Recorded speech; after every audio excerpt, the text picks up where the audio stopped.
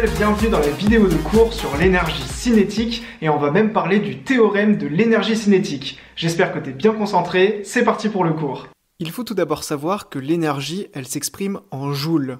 Et la définition de l'énergie, c'est la capacité d'un système à modifier l'état d'autres systèmes avec lesquels il rentrerait en interaction.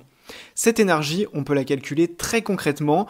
Il existe tout d'abord l'énergie cinétique qui est l'énergie d'un système en mouvement. Plus la vitesse de notre système est importante, plus l'énergie cinétique sera importante également. Il faut savoir que lorsque la vitesse double, l'énergie cinétique est quadruplée, comme on le verra dans la vidéo d'exercice. L'énergie cinétique en joules, elle est égale à 1/2 fois la masse de notre système en kilos multiplié par sa vitesse en mètres par seconde moins 1. Il existe également le travail d'une force, qui est l'énergie fournie par une force sur un système sur une distance AB. Alors très concrètement, on va se donner un exemple très simple. Imaginons un bonhomme qui pousse un chariot sur une certaine distance. Le travail de cette force qui va consister à pousser le chariot, c'est W, calculé sur la distance AB, qui est égal à la force fois la distance AB, donc le vecteur AB, du point de départ vers le point d'arrivée, et ça c'est égal au produit scalaire, c'est-à-dire aux normes de la force fois la distance fois le cosinus de l'angle alpha que fait la force avec la direction de déplacement.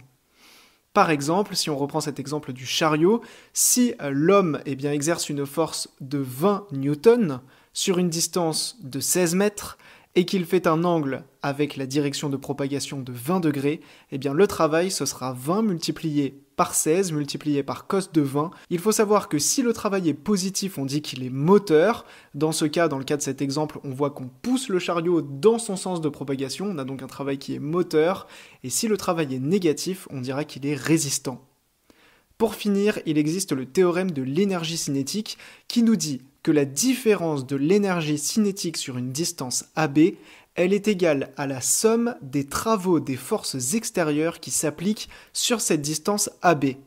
Très concrètement, ça veut dire que la différence d'énergie cinétique, elle est égale à la somme des travaux de toutes les forces qui s'exercent sur notre système sur la distance AB.